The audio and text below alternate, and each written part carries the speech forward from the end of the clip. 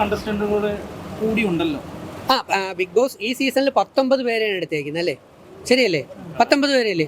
പക്ഷേ 19 പേര് തലയൊക്കെ അവിടെ കാണാനുണ്ട്. ആകെ നമ്മുടെ മനസ്സിനകത്ത് രതീഷ്, പിന്നെ റോക്കി അല്ലേ, രണ്ടെണ്ണമാണ് മെയിനായിട്ട് വന്നത്. പിന്നെ സിജോയുടെ എന്തോ ശബ്ദം വന്നു, ശ്രീരേഖയുടെ വന്നു, ജിൻഡോയുടെ ശബ്ദം വന്നോ? ജിൻഡോ അങ്ങോട്ട് ആക്കി, ജിൻഡോ ആരോ പേടിപ്പിച്ചോ? ജിൻഡോ പേടിച്ച കണക്ക് തോന്നുന്നു. പക്ഷേ ജിൻഡോ നല്ല ആക്റ്റീവ് പ്ലെയർ ആണ് കേട്ടോ.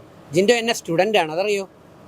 ജിൻഡോ എൻ്റെ സ്റ്റുഡൻ്റാണ്, മിടുക്കനാണ്, വളരെ ഹാർഡ് വർക്കറാണ്, ഹെവി ഹാർഡ് വർക്കറാണ്.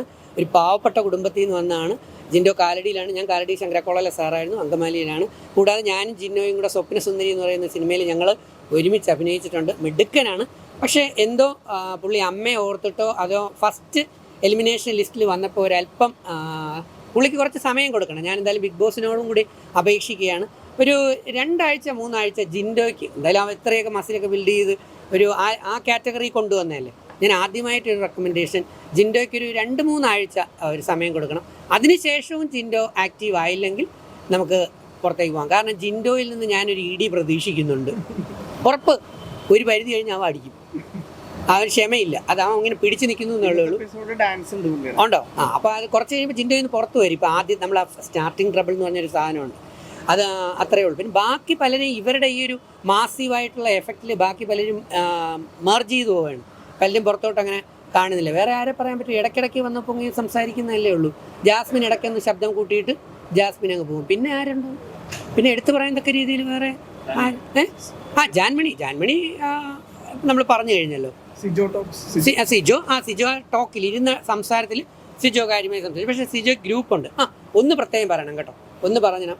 ഇപ്പോൾ അല്പം തെറിയൊക്കെ നമ്മുടെ റോക്കി ഭായി പറയുമെങ്കിൽ പോലും റോക്കി ഭായിയും അതുപോലെ തന്നെ രതീഷും ഒറ്റയ്ക്കൊറ്റയ്ക്കാണ് കളിക്കുന്നത് അല്ലേ?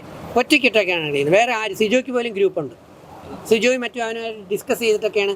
നമ്മുടെ മുടിയൻ അനിയനില്ലേ, മുടിയൻ, അവരെല്ലാം തമ്മിൽ ഋഷിയൊക്കെ ആയിട്ട് തമ്മിൽ ഡിസ്കസ് ചെയ്യുന്നുണ്ട് പല കാര്യങ്ങൾ. എന്നിട്ടും അവർ ഇടയ്ക്കിടയ്ക്ക് ഞങ്ങൾ ഒറ്റയ്ക്കൊറ്റയ്ക്കാണെന്ന് പറയുന്നത് നമ്മളെ ബോധ്യപ്പെടുത്താൻ വേണ്ടിയാണ്. അല്ല, രതീഷും റോക്കിയുമാണ് ഞാൻ കണ്ടതിൽ ഇതുവരേക്കും ഒറ്റയ്ക്കൊറ്റയ്ക്കായിട്ട് കാര്യങ്ങൾ ചെയ്യുന്നത്. മറ്റേ ശ്രീരേഖ പോലും മറ്റേ റൂമിനകത്ത് പോയിട്ട്, ഏത് റൂമിനകത്ത്, പവർ റൂമിനകത്ത് പോയിട്ടൊന്ന് ഡിസ്കസ് ചെയ്തിട്ട് രതീഷിന് പണി കൊടുക്കാന്നൊക്കെ പറഞ്ഞ് ഡിസ്കസ് ചെയ്ത് പുറത്തേക്ക് വരുന്നുണ്ട്. പക്ഷേ ഇവർ രണ്ടുപേരും ആരുമായിട്ട് ഡിസ്കസ് ചെയ്തിട്ടല്ല കാര്യം ചെയ്യുന്നത്.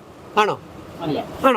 അല്ല. അപ്പോൾ ഇപ്പം ഈ സീസണിൽ ഈ ആഴ്ചയിൽ എൻ്റെ റിവ്യൂ എനിക്ക് തോന്നിയത് റോക്കി ബായിയും രതീഷുമാണ് ഒറ്റയ്ക്കൊറ്റയ്ക്ക്, പൂർണ്ണമായും ഒറ്റയ്ക്ക് കളിക്കുന്നത്. ജാസ്മിൻ ഒരു സപ്പോർട്ടിന് വേണ്ടിയാണ് ഇപ്പോൾ ഗബ്രിയിൽ എത്തിയിരിക്കുന്നത്. ഗബ്രി അവിടെ ഒരു സപ്പോർട്ട്, പ്രണയ പരിപാടി നടത്തുമ്പോൾ എന്തായാലും എലിമിനേഷനിൽ നോമിനേറ്റ് ചെയ്യില്ലല്ലോ, ചെയ്യുമോ?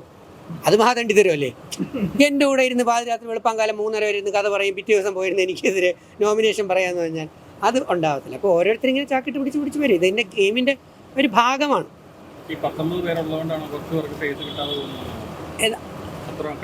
അല്ലല്ല, അത്രയും ആൾക്കാർ വേണം.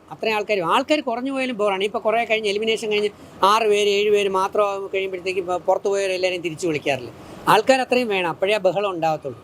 അത് ബഹളം ഇത്രയും പോരാ, ഇനിയും കൂടണമെന്നാണ് ഞാൻ പറയുന്നത്. എല്ലാവരും കൂടെ രതീഷിനെ പോലെ എല്ലാവരും കൂടെ അങ്ങോട്ട് കണ്ടൻറ്റുമായിട്ട് ഇറങ്ങിയാലോ ലാവിഷായിട്ട് കണ്ടൻറ്റ് കിട്ടൂലേ. പക്ഷെ ചിലർ പഠിച്ചും പദ്ധതിയും കൊണ്ട് വന്ന പലതും അങ്ങോട്ട് അപ്ലൈ ചെയ്യാൻ പറ്റുന്നില്ല. വന്നതും സാധനവും നമ്മൾ പഠിച്ചു പോയാൽ പറ്റത്തില്ല. സിറ്റുവേഷൻ അനുസരിച്ച് സ്പോണ്ടേനിയസ് ആയിട്ട് ഓരോ കാര്യങ്ങളും വരാനായിട്ട് നമുക്ക് നോക്കണം, അതാണ് വേണ്ടത്. അപ്പോൾ ഇതുവരയ്ക്കും ഞാൻ ഹാപ്പിയാണ്.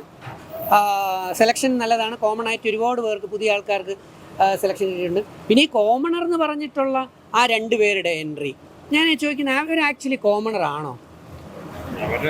അല്ല, നമ്മൾ ഗോപികയാണ് കഴിഞ്ഞ പ്രാവശ്യം കോമണർ എന്ന് പറഞ്ഞ് ജനങ്ങൾ സെലക്ട് ചെയ്തു എന്ന് പറഞ്ഞ് കൊണ്ടുവന്ന ആരായിരുന്നു?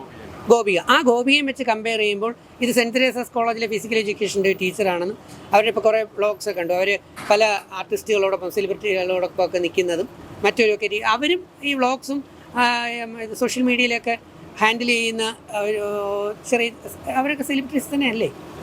എനിക്ക് കോമണേഴ്സ് ആണോ? ഹൈലി എഡ്യൂക്കേറ്റഡും അതുപോലെ തന്നെ അവർ സോഷ്യൽ മീഡിയയിൽ മുൻപന്തി നിൽക്കുന്നതാണ്. യഥാർത്ഥത്തിലൊരു വീട്ടമ്മയോ ഒരു വീട്ടിലുള്ള പയ്യനെയോ ഈ സോഷ്യൽ മീഡിയയിൽ ഒന്നുമില്ലാത്ത 2 പേരെ, ഒരാളിനെ 2 പേരെ കൊണ്ടുവരുമായിരുന്നെങ്കിലോ. ഞാനിത് ആരെയും കുറിച്ച് കുറ്റം പറയുന്നതല്ല. കോമണേഴ്സ് എന്ന് പറഞ്ഞ് വരുമ്പോഴത്തേക്ക് കുറച്ചുകൂടെ കോമൺ ആയിട്ടുള്ള ആൾക്കാർ വന്നാൽ നന്നായിരുന്നില്ലേ? അല്ലേ? എനിക്ക് തോന്നിയ ഒരു സാധനം ഒരാളെങ്കിലും ഇപ്പം കഴിഞ്ഞാൽ ഗോപിയെ നല്ലതായിരുന്നു. പക്ഷേ ഇടയ്ക്ക് ഗോപിയുടെ കൈ വിട്ടുപോയി. ഗോപിയുടെ നാക്ക് ചതിച്ചതുപോലെ ഇടയ്ക്ക് തോന്നി അല്ലേ? ഒരു ചെറിയ ലെവൽ അങ്ങോട്ട് മാറിപ്പോയി. അപ്പോൾ മനുവിനെ കൊണ്ടുപോകാം. മനു അല്ലെങ്കിൽ നിങ്ങളുടെ ഒന്നും പേരെനിക്ക് അറിഞ്ഞില്ല. നിങ്ങൾക്ക് അടുത്ത പ്രാവശ്യം വരുമ്പോൾ കോമണേഴ്സിൻ്റെ കൂട്ടത്തിൽ നിന്ന് നമ്മുടെ യൂട്യൂബേഴ്സിൽ അല്ലെങ്കിൽ സാധാ ആരും കണ്ടിട്ടില്ലാത്ത ഇവരുടെയൊക്കെ ഓരോ വീഡിയോ വരുമ്പോഴാണ് ഞാൻ കാണുന്നത്. ഇവരൊക്കെ ഇപ്പോൾ കോമണേഴ്സ് എന്ന് പറഞ്ഞ് കയറിയവരൊക്കെ പലതിലും മുൻപന്തി നിൽക്കുന്നുണ്ട്.